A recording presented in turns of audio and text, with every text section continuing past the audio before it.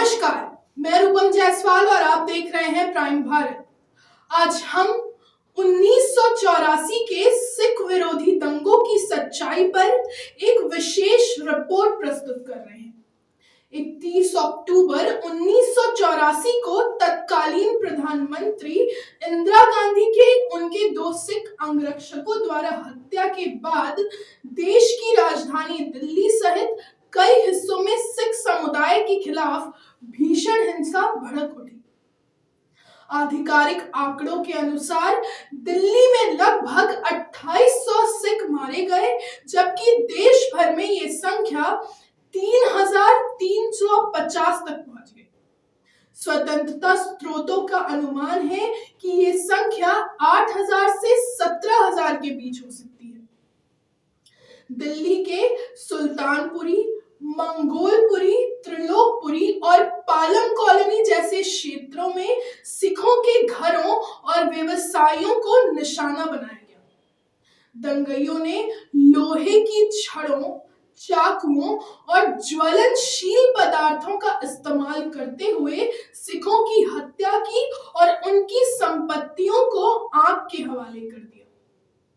दंगों के दौरान कई प्रत्यक्षदर्शियों और मानवाधिकार संगठनों ने आरोप लगाया कि हिंसा संगठित थी और इसमें राजनीतिक नेताओं की मिलीभगत। कई रिपोर्टों में कहा गया कि कांग्रेस पार्टी के नेताओं ने दंगइयों को उकसाया और सहायता प्रदान की।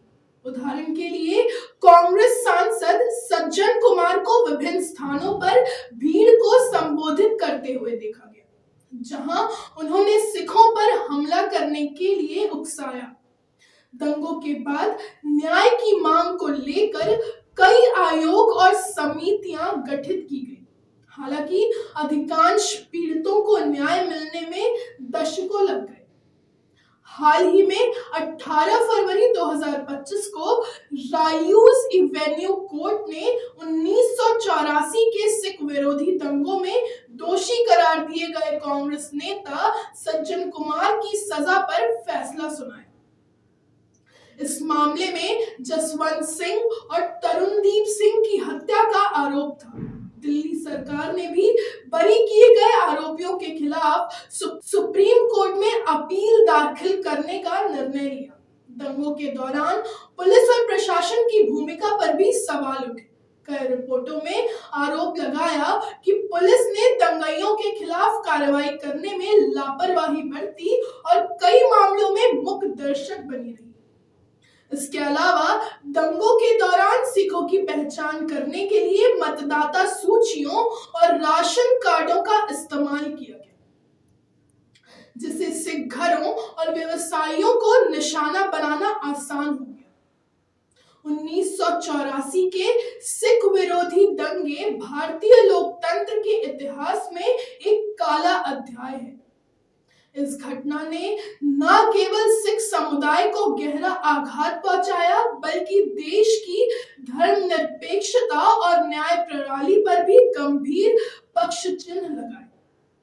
आज 4 दशक बाद भी पीड़ितों और उनके परिवारों को न्याय की पूर्ण प्राप्ति के लिए संघर्ष करना पड़ रहा है। ये आवश्यक है कि हम इतिहास के सबक लें और सुनिश्चित करें कि भविष्य में ऐसी घटना न दोहराई जाए। इस विशेष रिपोर्ट के माध्यम से हमने 1984 के सिख विरोधी दंगे की सच्चाई को आपके सामने प्रस्तुत करने का प्रयास किया है। आशा है कि ये जानकारी आपको इस महत्वपूर्ण घटना की गहन समझ प्रदान करेगी। ऐसी ही अपडेट्स के लिए जुड़े रहिए प्राइम भारत न्यूज के साथ।